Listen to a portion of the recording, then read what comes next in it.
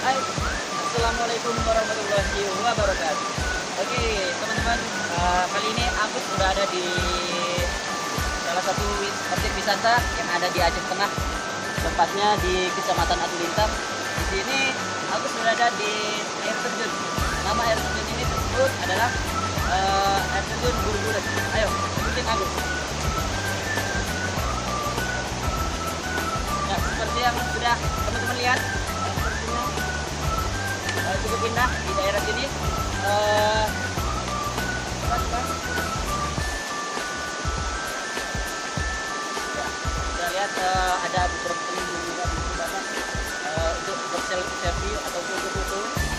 Dan bagi teman-teman yang mau datang ke tempat ini bisa juga tempatnya di Kabupaten Aceh Tengah di Kecamatan Atulintang. Nama air terjunnya air terjun Burbulet. Kita lihat.